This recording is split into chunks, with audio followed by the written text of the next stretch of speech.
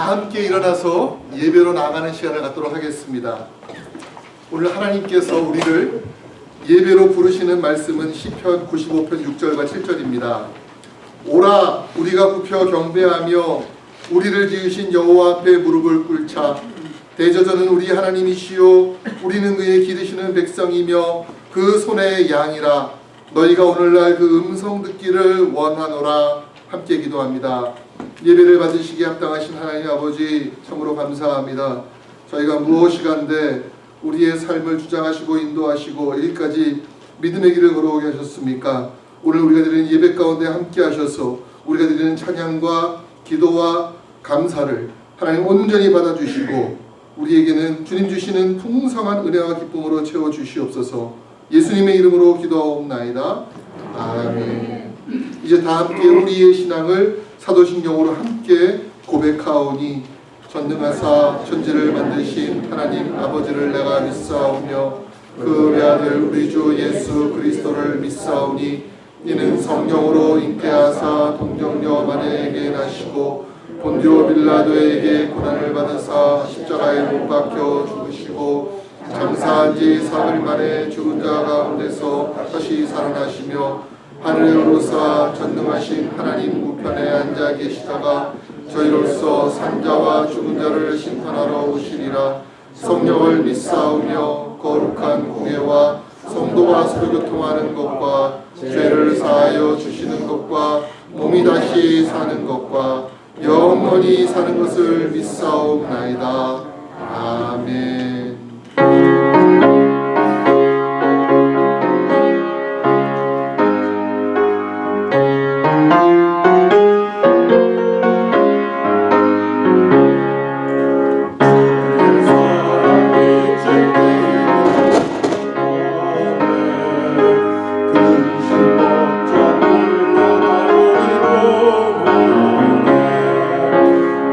기도하게 하시며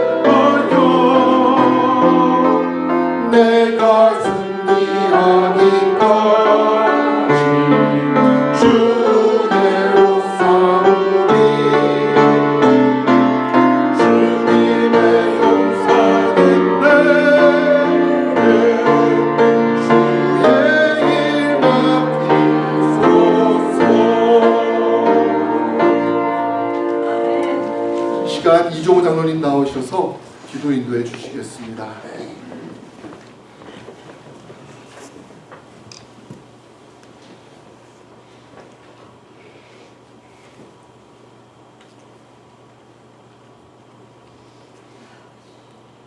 알파와 오메가 되시는 전능하신 하나님 아버지, 우리의 삶을 주관하여 주셔서 정한 날 정한 때에 하나님의 몸된 교회에 저희들 불러 모아 하나님을 찬양하며 경배드리게 하심을 감사드립니다.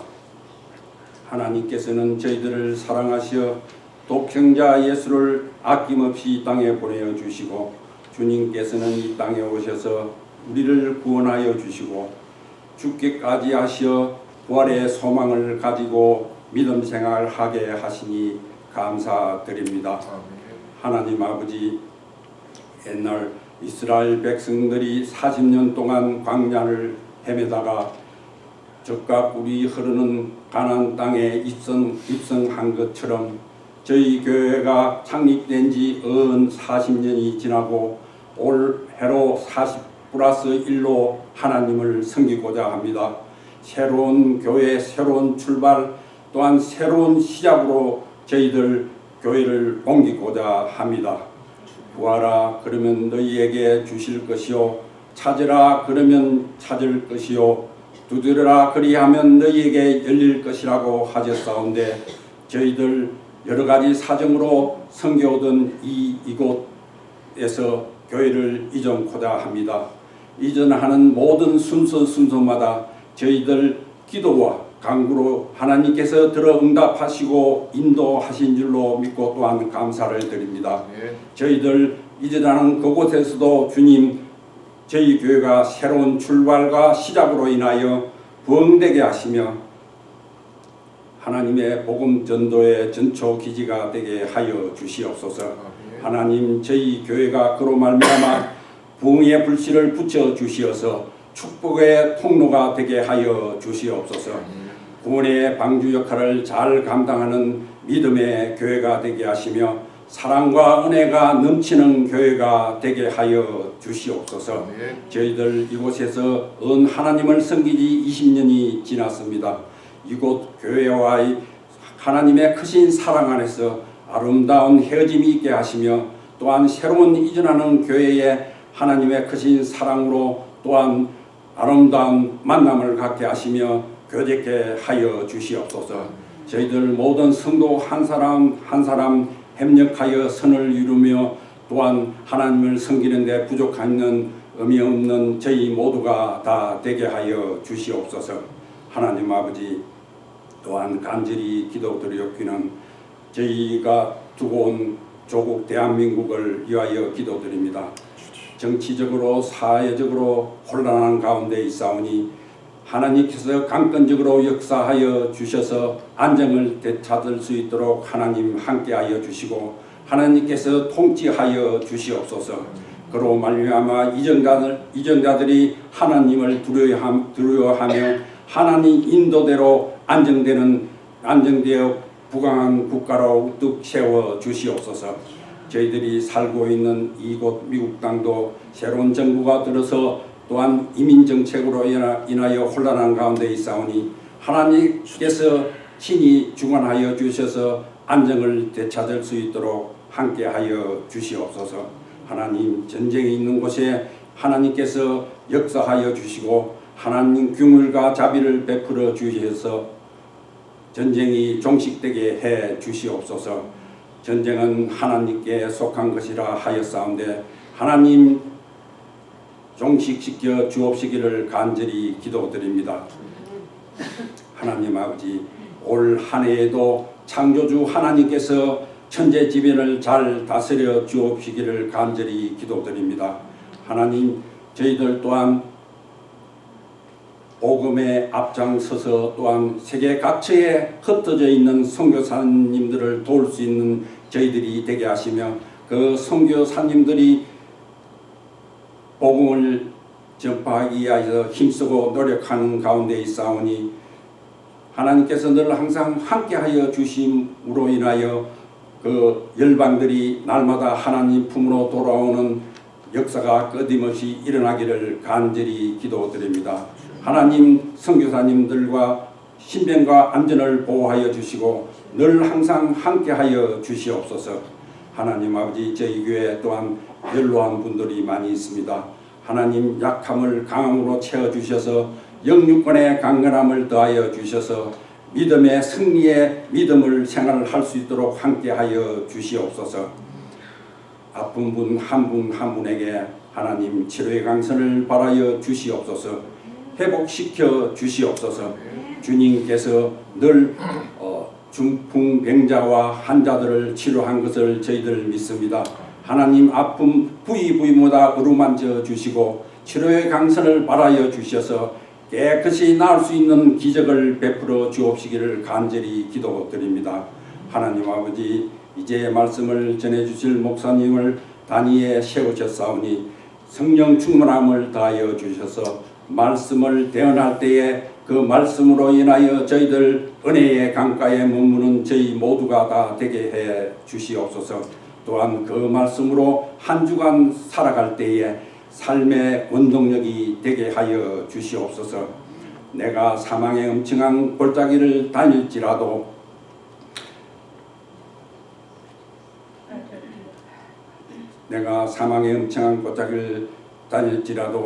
해를 두려워 하지 않으면 주께서 나와 함께 하심이라. 주의 지팡이와 막대기가 나를 안위하시나이다 라는 말씀처럼 저희들 또한 한 주간 생활할 때에 주님이 늘 항상 동행하시고 함께하여 주심으로 인하여 이 혼탁한 세상을 살아갈 때에 승리의 믿음 생활을 할 수 있는 저희 모두가 다 되게 해 주시옵소서. 예배의 시종을 주님께 의탁하고 오늘도 살아계셔서 역사하시는 우리 주 예수님의 이름으로 감사하며 간절히 기도드립니다. 아멘.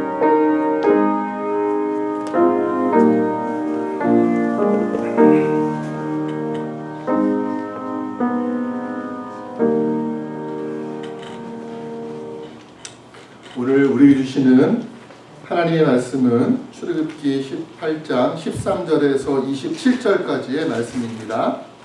출애굽기 18장 13절에서 27절까지 구약성경 109쪽에 있습니다. 109쪽 또는 110쪽에 있습니다. 구약성경 109쪽, 110쪽, 출애굽기 18장 우리 13절에서부터 27절까지 함께 교독하도록 하겠습니다. 제가 먼저 13절을 읽겠습니다. 이튿날 모세가 백성을 재판하느라고 앉아있고 백성은 아침부터 저녁까지 모세 곁에 서 있는지라. 모세의 장이 모세가 백성에게 하는 모든 모든 내가 백성에게 하는 일이 어찌되지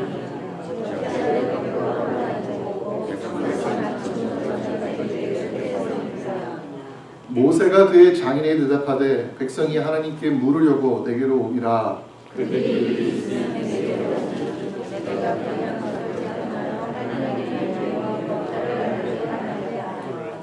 모세의 장인이 그에게 이르되 내가 하는 것이 옳지 못하도다.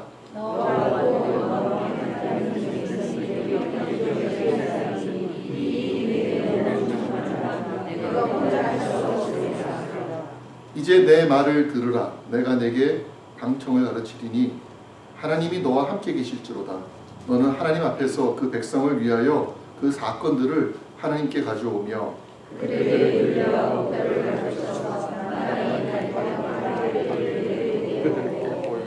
너는 또 온 백성 가운데서 능력 있는 사람들 곧 하나님을 두려워하며 진실하며 불의한 이익을 미워하는 자를 살펴서 백성 위에 세워 천부장과 백부장과 오십부장과 십부장을 삼아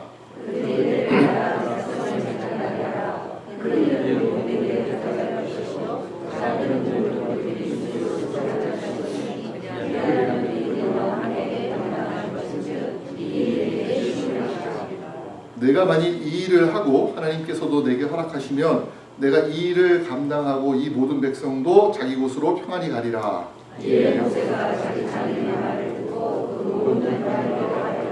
모세가 이스라엘 무리 중에서 능력 있는 사람들을 택하여 그들을 백성의 우두머리 곧 천부장과 백부장과 50부장과 10부장을 삼음해 그들이 때를 따라 백성을 재단하되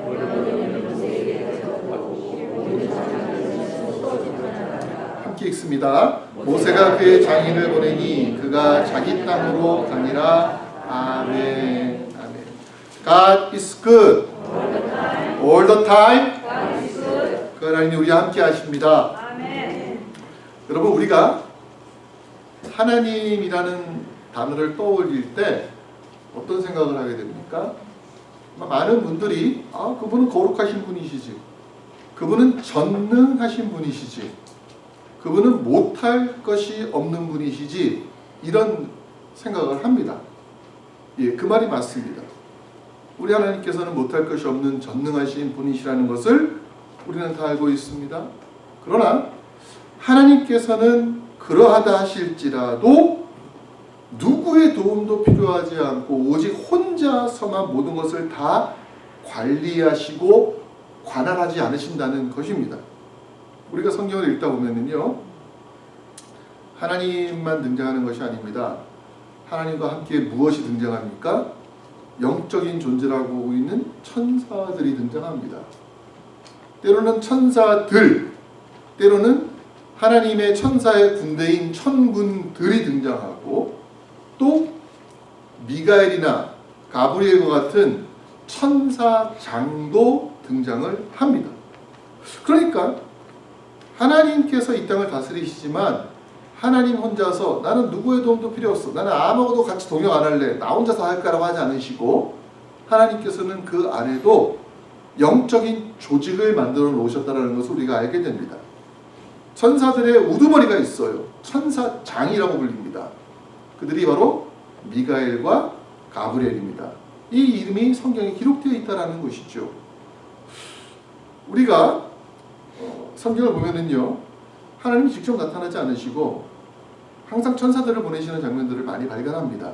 예를 들어서 야곱이 아버지 이삭과 형 에서를 속이고 삼촌 라반의 집으로 그 광야를 가면서 지치고 힘든 가운데 베델에 도착합니다. 그가 두려움으로, 염려로 잠을 자고 있었을 때에 그때가 꾸었던 꿈이 무엇입니까? 하늘에서 땅까지 이르는 긴 사닥다리, 그리고 거기에 수많은 천사들이 오르락 내리락 하면서, 그리고 그 제일 위에는 하나님께서 영광을 보이시면서 내가 너와 함께하고 있다, 내가 너를 지키고 있다, 이 수많은 천사들이 너를 지켜보고 있다, 그런 모습을 보여주신 거예요. 또한 예수님 태어나셨을 때에도 들판에 양을 치던 목자들에게 나타나는 것이 무엇입니까?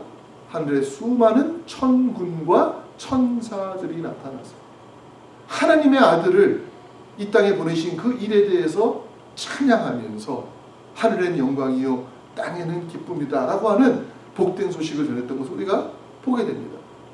특별히 마리아가 성령으로 잉태될 때에 그때는 천사가 나타나지 않았습니다. 누가 나타났습니까? 천사장이 나타났어요. 자기를 소개하잖아요. 나는 누구라고요? 나는 가브리엘이다. 특별히 중요한 순간, 특별히 하나님의 권위가 더 드러나는 순간에는 천사들을 보내지 않고 그 위에 있는 존재인 천사장을 보내시는 모습을 보면서 하나님께서도 영적인 권세 안에서 질서를 가지고 계시는구나, 하나님도 하나님을 돕게 하는 부리는 영들이 있구나라는 것을 우리가 알게 됩니다. 그렇다면 우리가 궁금하게 됩니다. 보통 우리는 세상에서 하이라키라고 하는 위계 질서, 계층 질서라는 걸 우리가 알고 있지 않습니까? 그래서 회사를 가도 거기에는 어떤 계층 질서가 있습니까? 제일 위에 회장이 있겠죠. 그 다음에 각 회사마다 사장이 있고 부사장이 있고 전무, 이사, 상무, 부장 이렇게 쭉 내려가면서 어떻게 보면 계급이 쭉 나눠져 있어요. 군대도 마찬가지예요. 군대도 마찬가지입니다. 그런데 그런 모든 모습을 보면서 위에 있는 권세에 복종을 해야 되고 또 위에 있는 권세는 명령을 내리는 것인데 사실 우리가 세상 살면서 그러한 조직에 있는 거 여러분 쉽습니까? 어렵습니까? 쉽지가 않아요. 네. 서로 조직끼리도 서로 다투고 견제하고 때로는 더 좋은 이익을 위해 가지고서 뭐 이렇게 온갖 계략을 다 부리고 그 안에 있는 관계들도 야 나도 DNA가 있고 너도 DNA가 있는 사람인데 왜 너는 그 자리에 있어 하면서 어떻게 보면 시기도 있잖아요. 우리는요. 그러면은 하나님 나라의 천국과 천사들도 과연 그런 식으로 움직이느냐라고 할 때 우리가 성경을 읽으면 그렇지 않다는 것을 알게 됩니다. 그들은 정말 기쁨으로 감사함으로 찬양하며 하나님을 섬기는 거예요. 어느 천사가 오늘 너무 일이 많아가지고 나 오늘 야근 이런 거 없어요. 그냥 하나님의 말씀에 기쁜 마음으로 자신에게 주어진 일들을 감당하는 것을 보게 됩니다. 이러한 모습이 바로 어쩌면은 오늘날 하나님의 나라를 향해 나아가고 있는 교회에서 이루어지고 있는 모습이라고 하는 것이죠. 자발적으로 순종하고 헌신하며 서로의 직분이 다르다 할지라도 서로가 서로를 섬겨주는 관계가 바로 교회에서의 관계라는 거예요. 우리가 무슨 non-profit organization으로서 어떤 이득을 취하고 또는 어떤 유익을 얻고 그렇게 하기 위해서 이 자리에 모인 것은 아니지 않습니까?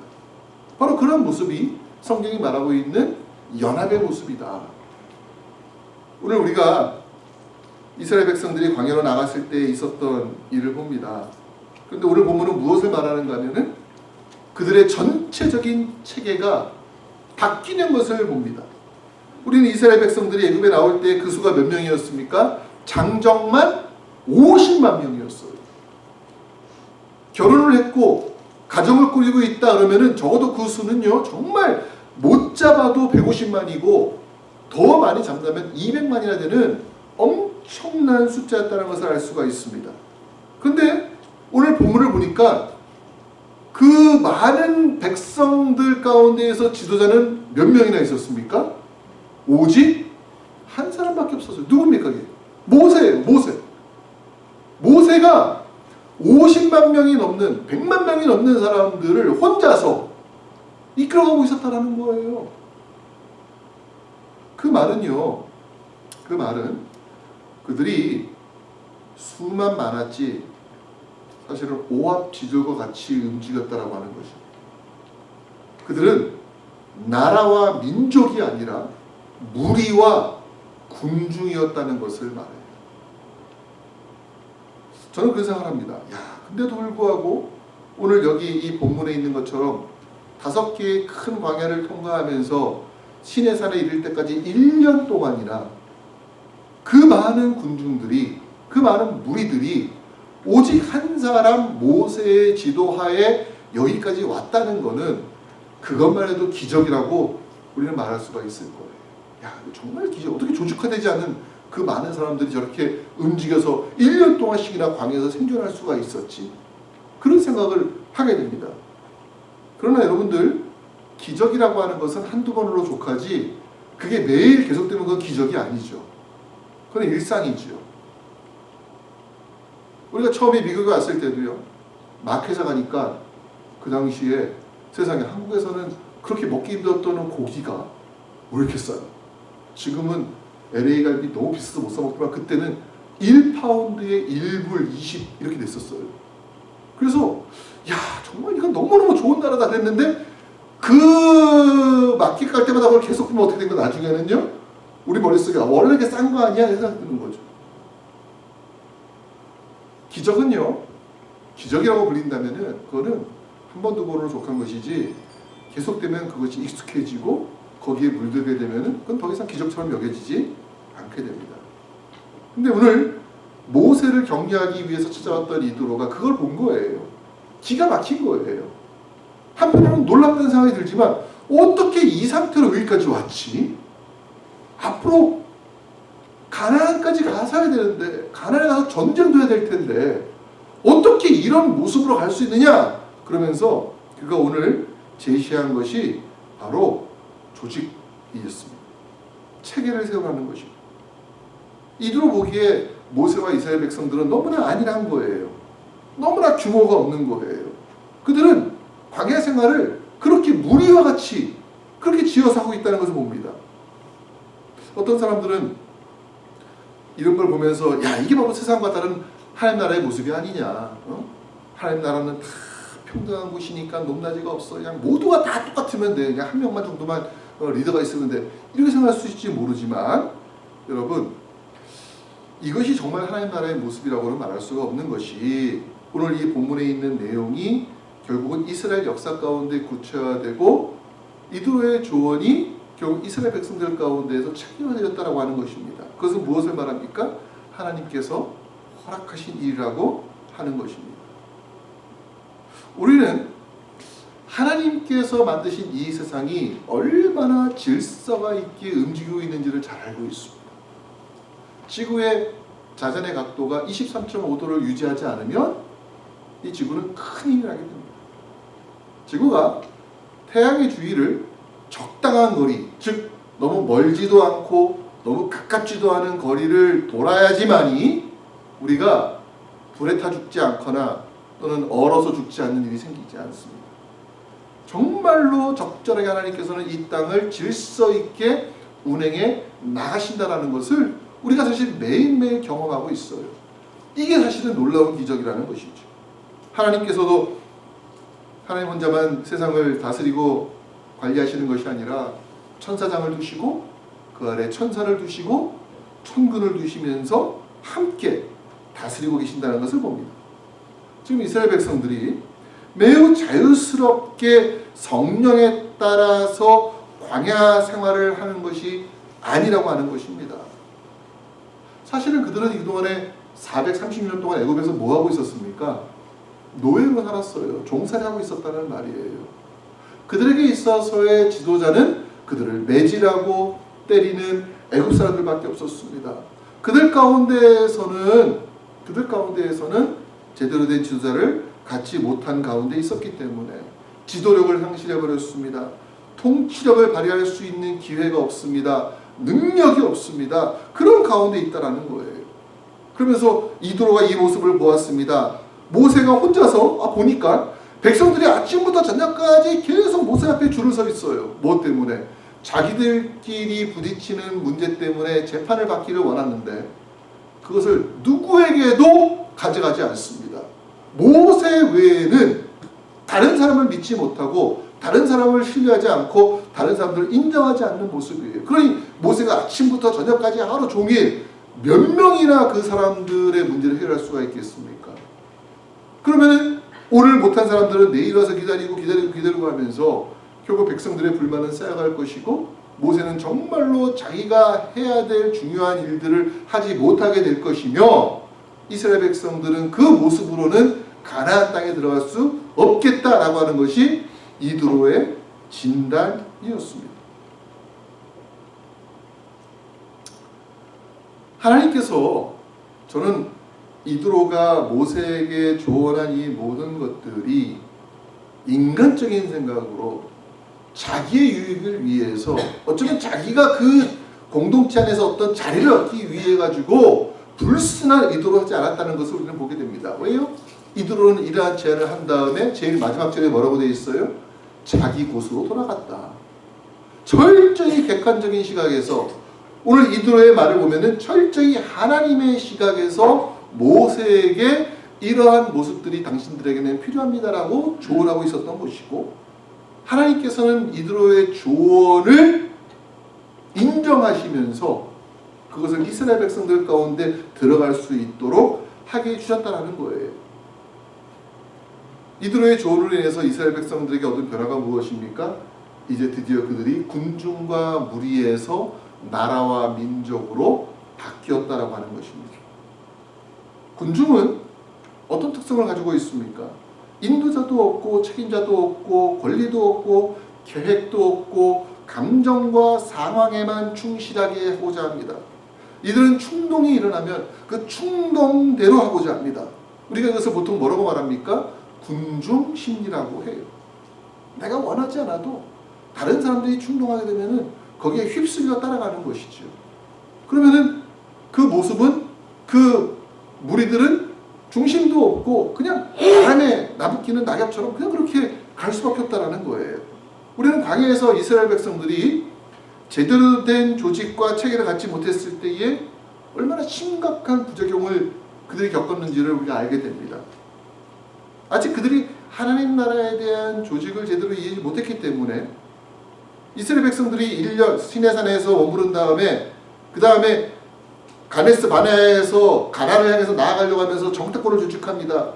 백성들 가운데에서 그 지파들 가운데에서 족장이라고 하는 사람들을 불러다가 정탐꾼 12명을 만들었어요.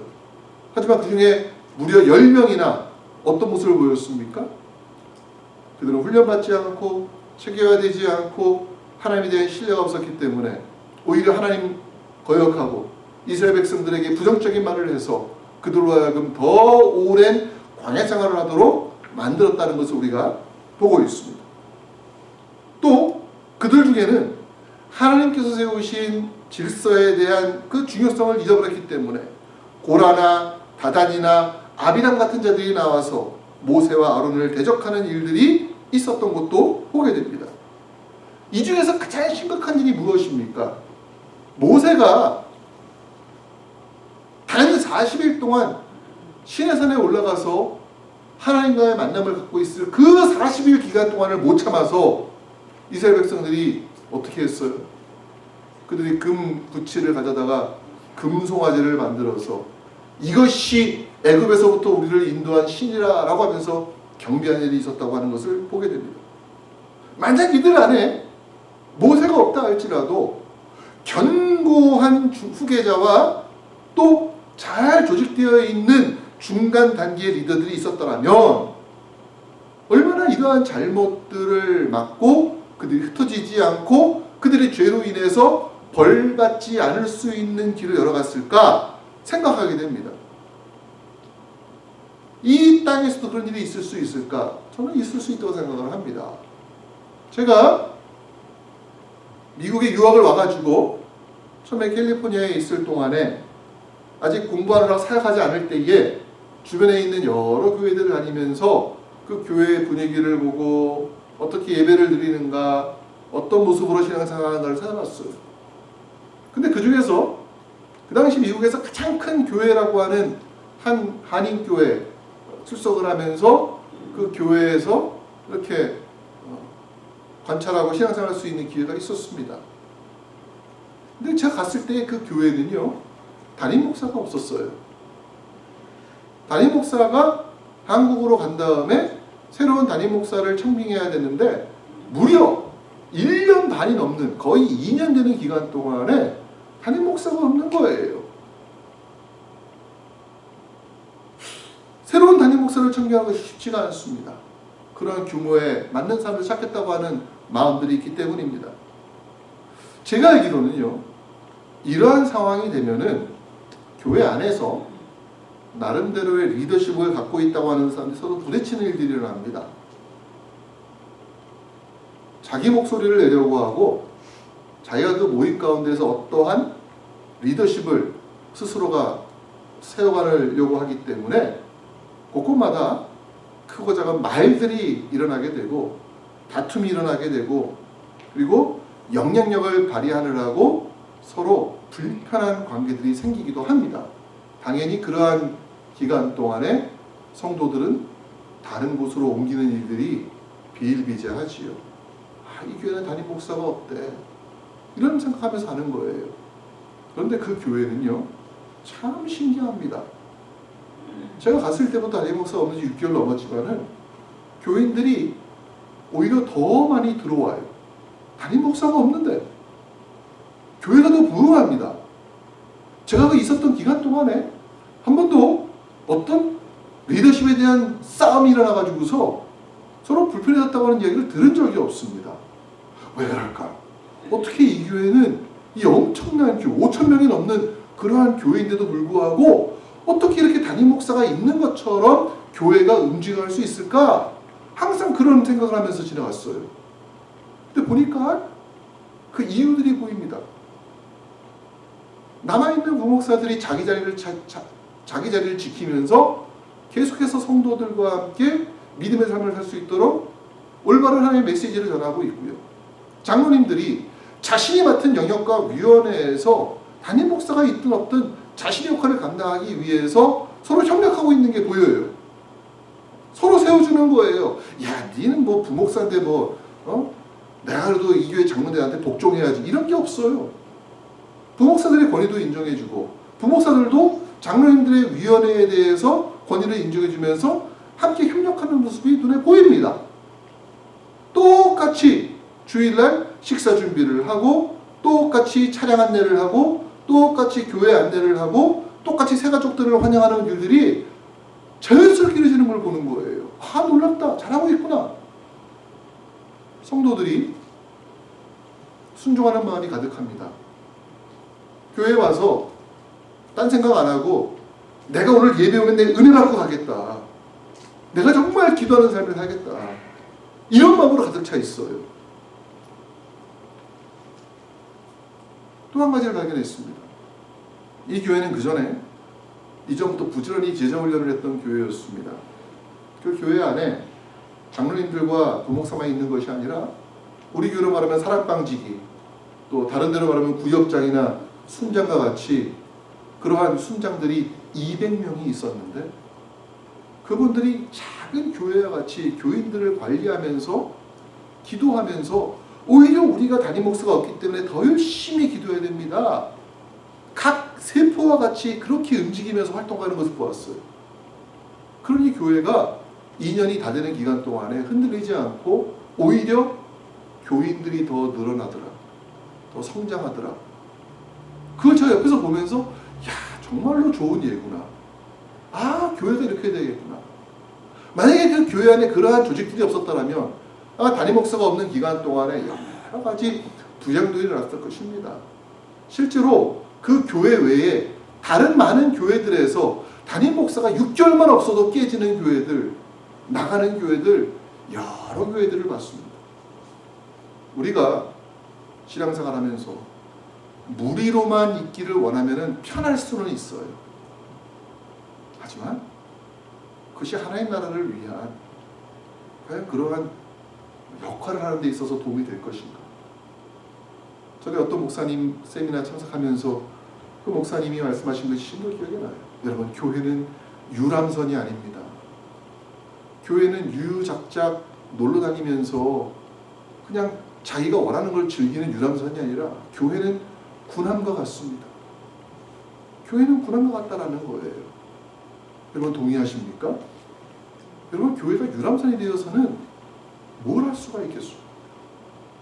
교회는 하나님의 나라를 위한, 오늘 우리가 찬송 불렀던 것처럼 십자가 분사가 되어서 충성을 다해서 주님과 함께 걸어가는 그런 영적인 싸움을 하는 것이 바로 교회라고 하는 것입니다. 이드로가 와 보니까 이스라엘 사람들 사람은 많은데 리더가 없어. 무리처럼 돼 있어요. 이러면 안 됩니다. 모세에게 말하는 거예요. 뭐라고 말합니까? 당신이 하는 일이 옳지 못하다. 비난하는 것이 아니라 문제점을 지적해 주는 거예요. 모세요, 당신이 너무 바빠가지고 이런 생각을 못하고 있지만 우리 생각을 바꿔야 됩니다. 이렇게 계속 나가면 당신도 번아웃 돼버리고, 당신이 번아웃 되면 이 많은 무리들은 다 흩어질 수밖에 없지 않습니까? 그 전에 사람들을 세우십시오. 연합하십시오. 동역하십시오. 이게 오늘 내용이라는 거예요. 아무리 큰 숫자라 할지라도 잘 정비되고 조직화되지 않으면요, 효과적으로 효율적으로 성장할 수가 없습니다. 아무리 큰 숫자라도 잘 정비되어 있으면 마치 작은 한 무리가 움직이는 것처럼, 한 가족이 움직이는 것처럼 그렇게 할 수가 있어요. 하지만 정비가 되어 있지 않고 조직되어 있지 않으면 아무리 숫자가 적어도 10명이면 10개의 리더십, 10개의 생각들이 서로 부딪힐 것이고요. 20명이면 20개의 생각, 20개의 다른 생각들이 부딪힐 것밖에는 볼 수 없을 겁니다. 오늘 본문을 보면은 이드로가 모세에게 어떤 인간적인 조직을 만들라고 말하는 것처럼 보이지만 오늘 이드로가 하는 말이 뭐예요? 하나님께서 허락하시면은 내가 이 일들을 감당하고 백성들을 감당할 것이다. 하나님께서 허락하시면, 하나님 중심으로 이 일을 진행한다면, 이런 의미를 가지고 있어요. 23절에 그렇게 말하죠. 내가 만일 이 일을 하고 하나님께서 내게 허락하시면 내가 이 일을 감당하고 이 모든 백성도 자기 곳으로 편안히 가리라. 그렇게 안 하면 편안하지 않은 상태가 되는 것이죠. 각자 자기가 옳다고 하는 마치 사사기와 같이 스스로가 왕이 되어가지고 아무것도 따르지 않고 자기 마음대로 하는 일이 생긴다라고 하는 것입니다. 그런데 이 조언이 하나님께서 원하시는 것이었습니까? 원치 않는 것이었습니까? 하나님께서 원하시는 것이었어요. 이스라엘은 이 조직대로 흘러가고 이 조직으로서 가나안을 정복하는 것을 우리가 보게 됩니다. 그런 의미에서 이드로는 어떤 사람이었습니까? 하나님께서 모세에게 보낸 지혜로운 사람이었습니다. 저는 참 이 말씀을 읽으면서 우리 이효식 장로님이 생각이 나더라고요. 그분이 있을 때는 그냥 부지런히 움직이는 건 치지 말았더니만 사실은 그분이 그런 역할을 우리한테 해주시고 가신 분이셨구나. 이제 우리가 그 일을 하는 거예요. 우리 안에 새로운 연합의 원리, 새로운 동역의 원리를 세워가야 됩니다. 우리가 이드로의 조언과 모세의 결단, 또 백성들의 순종을 통해서 하나님께서요, 단지 기적적인 방법, 불기둥과 구름기둥으로만 이스라엘을 인도하신 것이 아니라 이스라엘 스스로가 헌신하며 조직하며 체계화하며 그 안에서 함께 내적인 운동을 통해서도 그들이 광야를 통과할 수 있었다는 것을 깨닫게 됩니다. 이것은 마치 하나님, 인간 사이 어떤 그런 회사나 직장에서의 모임이 아니라 하나님께서 천사장과 천군과 천사를 두시고 움직이는 것처럼 교회가 바로 그러한 관계 속에서 서로 기쁨과 감사함으로 자발적인 헌신으로 즐거운 마음으로 일하고 있는 모습을 보여주고 있어요. 저는 이 모습을 통해서 우리가 한 세 가지를 생각할 수 있다고 생각합니다. 첫 번째는 무엇입니까? 이드로의 모습입니다. 이드로 같은 사람들이 있어야 되는 것이죠. 우리 안에 개인의 영달과 이익을 구하지 않고 공동체 전체를 위해서 하나님 앞에서 지혜롭게 조언하고 먼저 헌신하는 이드로 같은 사람들이 많아져야 됩니다. 이드로는 참으로 지혜로운 어른이었어요. 그가 모세가 보지 못했던 부족한 부분들을 보게 했고 효과적으로 효율적으로 백성들을 인도할 수 있는 방법들을 제시했습니다. 오랜 경륜과 또 그가 미디안 광야에 살면서 수많은 다른 족속들과 나라들을 통해서 배워왔던 것들을 모세에게 일목요연하게 알려주는 모습, 분더덕이 없이 쓸데없이 비난하거나 쓸데없이 책망하는 것이 아니라 하나님께서 기뻐하신다면 당신은 일을 할 수 있습니다. 격려하고 위로하면서 일을 했다는 것 여러분 우리가 봐야 돼요. 우리는 이드로가 오기 이전과 온 이후에 얼마나 큰 변화가 있었는지를 보죠. 한마디로 말하면 오합지졸이 군대가 됩니다. 오합지졸이 군대가 되는 거예요. 그리고 이드로는요 지혜롭게 모세에게 조언합니다. 그냥 세우는 것이 아니라 하나님의 뜻을 따르는 사람들, 신실한 사람들, 그 일을 감당할 수 있는 은사를 받은 사람들 택하라고 말합니다. 첫 번째는 이것이지만 두 번째는 무엇입니까? 그냥 택한 걸로 만들지 말고 그 앞에 보시면 뭐라고 말하는가 하면요 가르치라는 거예요. 가르치라. 20절에 보시면 뭐라고 말합니까? 그들에게 율례와 법도를 가르쳐서 자기 마음대로 일하고 자기 멋대로 하는 것이 아니라 하나님께서 원하시는 방법들이 있는데 그 방법에 따라서 순종하도록 해라 라고 하는 것이죠. 재능만 있어서는 안 돼요. 은사만 있다고 하는 것이 아닙니다. 그것이 교회 안에서 교회의 질서와 성경의 말씀에 대한 지식을 가지고서 함께 뭉쳤을 때 일이 일어나는 것이지 그게 안 되면은요 어려움이 생깁니다. 제가 아까 언급했던 그 교회 새로 담임 목사님이 왔습니다. 한 3년이 지났을 때에 그 교회에 어떤 문제가 생겼다는 것을 들었어요. 어떤 문제가 생겼느냐, 거기에 기도를 정말 열심히 하는 집사님이 계시는데 그분이 영적인 눈이 띄어가지고서 귀신도 쫓아내더라. 기도하면은 병도 낫는 데더라. 그러면서 그분 주위로 사람들이 이렇게 쓱 몰리는 거예요. 그리고 영적인 것에 관심 있는 사람들은 또 그런 말 들으면 속이 타거든요. 그런데 처음에는 교회에서 그분이 하는 일에 대해서 하나님께서 저분을 통해서 교회의 부족한 부분을 채우려 하시나 보다고 했는데 시간이 지나면서 이분이 자기 세력을 만드는 것이 교회에 보이기 시작합니다. 그러면서 뭐라고 말하느냐, 우리 장로들은 말이지 기도도 안 하고 말이야 영적이지 않다 이런 얘기를 하고 다니고요. 교회 다니면서 야 그건 네가 말이지 하나님께 범죄해서 그러니까 이런 식으로 훈수하고 다니는 거예요. 근데 꽤 그 사람들이 많아졌습니다. 그리고 교회가 한 차례 큰 어려움을 겪고 결국 그 일이 정리될 때 참 어려운 일이 있었다는 것을 보게 됩니다. 아무리 은사가 있어도 그 은사가 말씀을 통해서 다듬어지지 않고 교회의 질서를 따라가지 않을 때에는 그것이 하나님께 영광을 돌리는 것이 아니라 오히려 자신에게만 유익한 것으로, 잘못하면은 우리가 보통 정치에서 사당화한다라는 말이 많이 하잖아요. 교회도 얼마든지 사용될 수 있는 부분이 있다는 것이죠. 우리가 이드로와 같은 부분이 필요합니다. 이드로 보세요. 얼마나 깔끔합니까? 그 모임에 큰 유익을 주고 깔끔하게 떠나요. 군더더기 남기지 않습니다. 이런 모습들이 우리가 본받아야 될 부분이 아닐까라고 하는 것이고요. 두 번째로 모세의 겸손한 결단이 있었습니다. 내가 지금까지 이스라엘 백성들을 데리고 여기까지 왔는데 내가 10가지 재앙을 하나님께서 나에게 주셔서 내렸는데 이렇게 얘기하지 않고 겸손히 그의 말에 하나님의 음성처럼 듣는 거예요. 듣기만 하는 것이 아니죠. 듣고서 나 몰라라. 너 말 잘했어. 난 내 맘대로 할 거야. 이게 아니라 그 들은 말을 가지고 모세는 결단합니다. 결단하는 거예요. 오늘 본문에 보면은 1000부장, 100부장, 50부장 세우라고 하니까 쉽게 세운 것 같지만 이 기간이 상당히 오래 걸렸을 겁니다.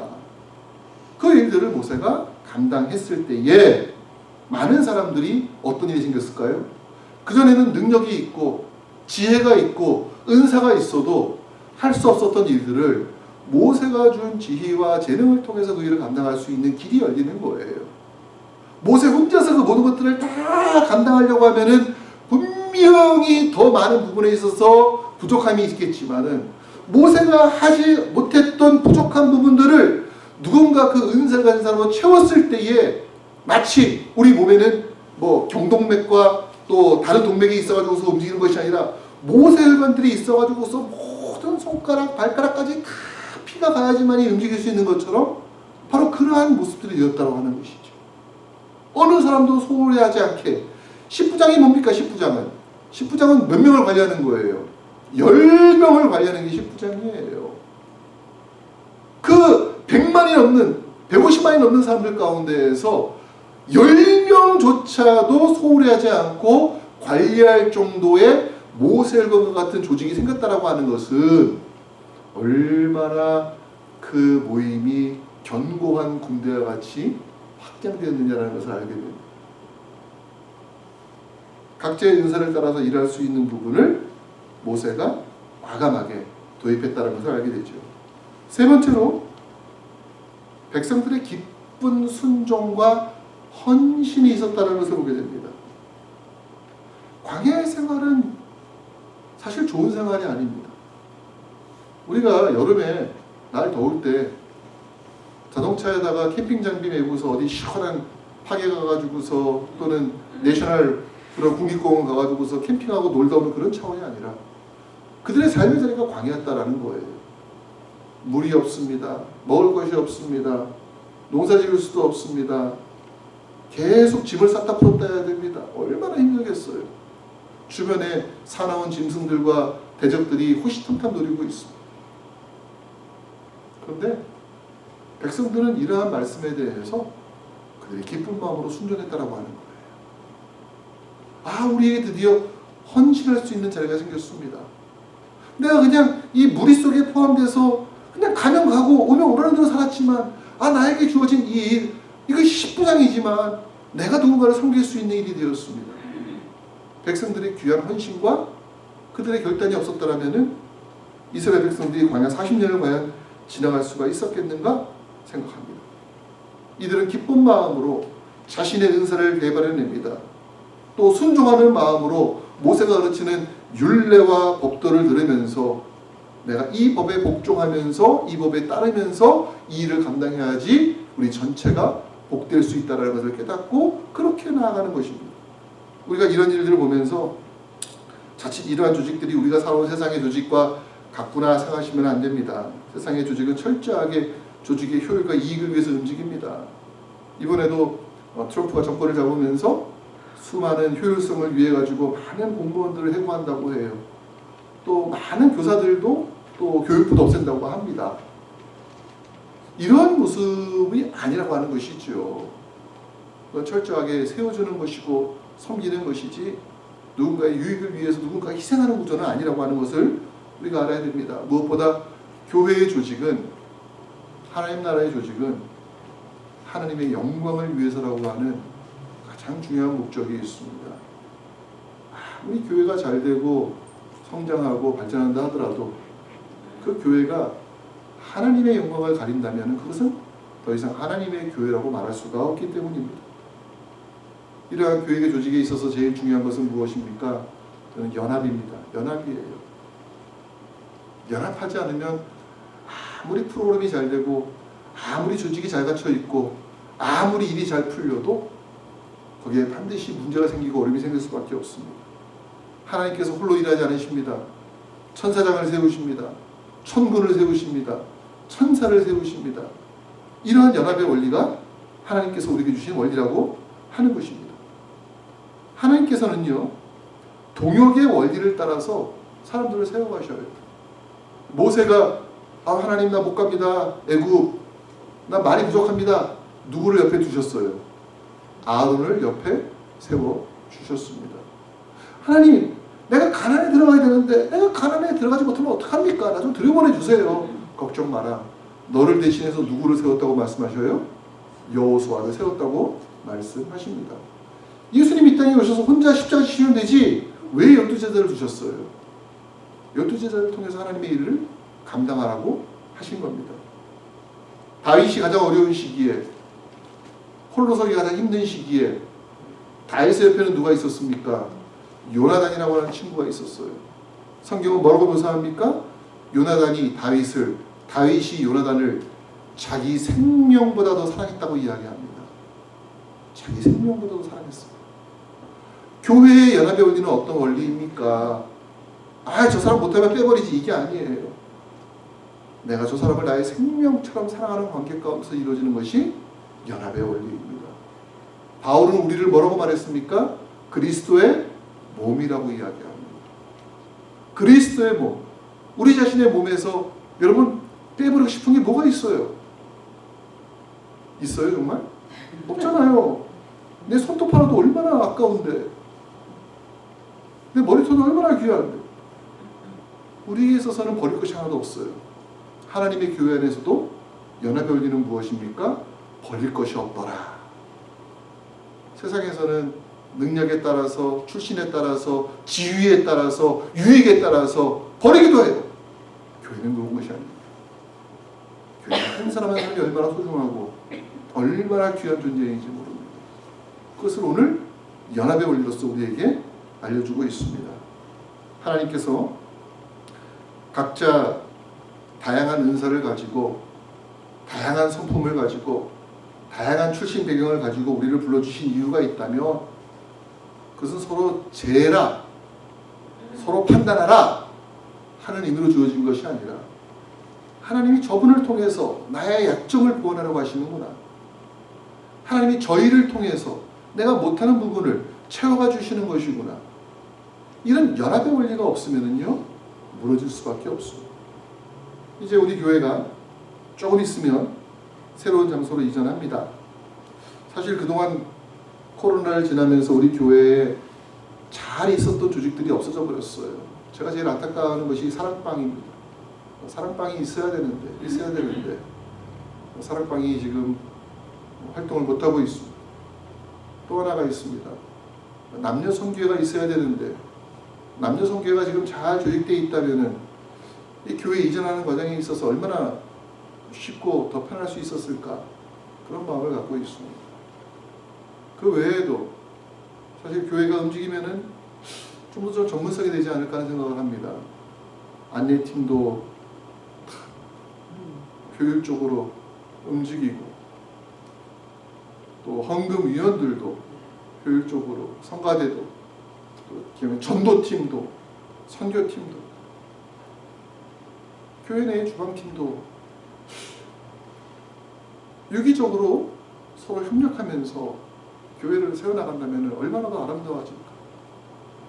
만약에 지금 현재 코로나 이후에 무너진